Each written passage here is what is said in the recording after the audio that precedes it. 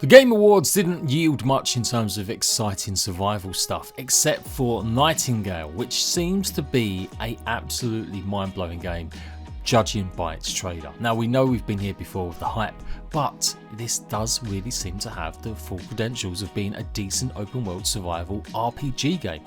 Base building, fighting off creatures, hall defense, taking on Monster Hunter style massive bosses, and a lot more.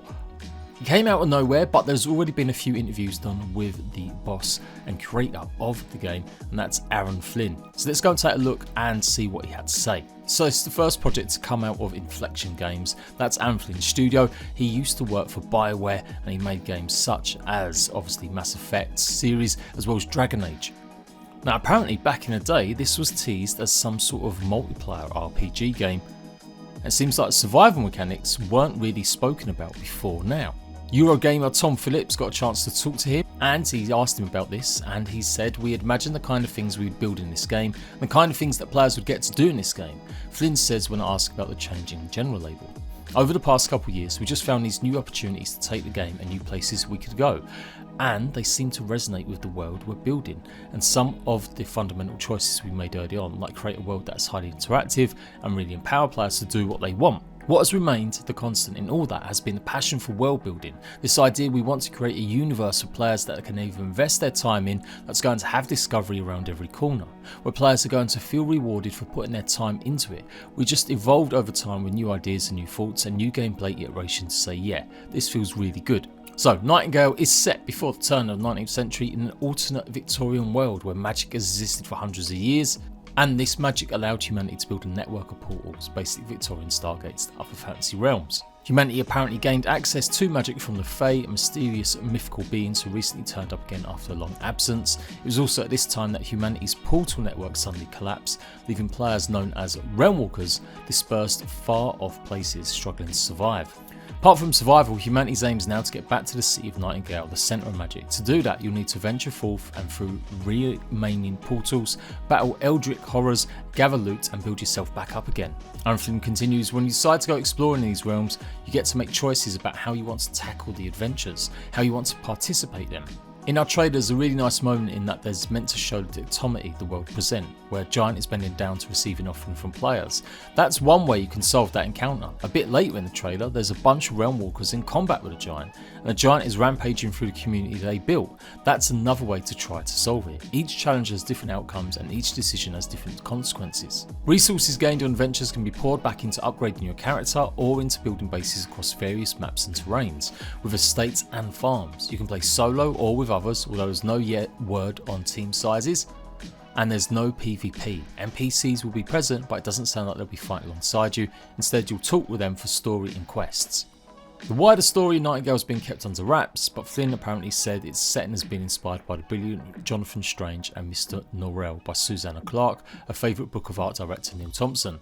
This alternate history idea is something we didn't explore at BioWare, Flynn continues. You know, Mass Effect is ostensibly a future with an alternate history, but we didn't really touch on that.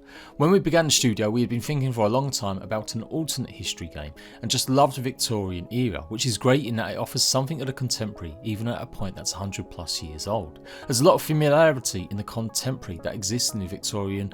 People dress approximately like they do now, although it's a bit different enough that you go, that's interesting. Weapons, guns and things like that are familiar enough to be recognisable, and even if a little more primitive. And then you layer on the idea of magic and what you can do with a really cool magic system. It's a really interesting setting with a lot of opportunities for storytelling. It didn't take long, as we talked about it 3.5 years ago, for some of our early developers to build it out and give us a sense of what that could be, and it became the world. And that is pretty much it, just finishing off and saying that they are going to be opening up alphas and betas next year. So what we've gained from this interview is the fact that there will be multiple maps. Now in the previous video it looked to me like they were big, but I'd assumed they would just be smaller zones, but it does look indeed like these really will be places that you can go far and wide and explore to gather resources. And although the trailer did a good job of kind of giving us a reference point for where the story was at, these smaller extra details really outline where we're going with it. And I'm all down for this. I bought a PlayStation 4 back in the day, I was an Xbox bot and I became a Sony pony for a little while, purely off the basis of No Man's Sky and The Order 1886. Now both of them games didn't really live up to expectations at the beginning, although No Man's Sky has come good now.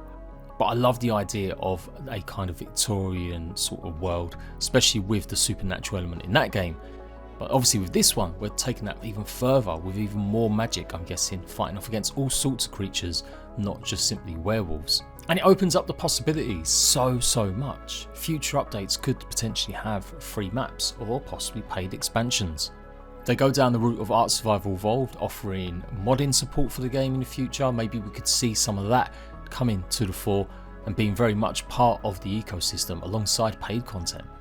That means we could keep the game fresh. Anytime you want to add some new layers or a new world to explore, then you just simply open up a portal, it's already there in the lore system, and you can add a whole bunch of new creatures that we hadn't come across before. So it really could be an exciting possibility, as long as obviously the core gameplay is right, there's good progression, balance, and there is some decent endgame. Obviously I was probably most excited about the fact we're going to actually see some proper base building in what is kind of a mesh between an RPG and a survival game. For too long now I've cried that survival games don't have enough story elements in them, or when they are added they're kind of lackluster in just the form of like notes or artifacts that you find.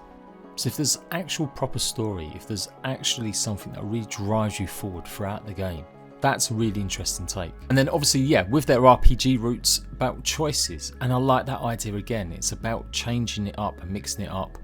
Instead of always going out and killing the big monster, maybe there is ways to get around that.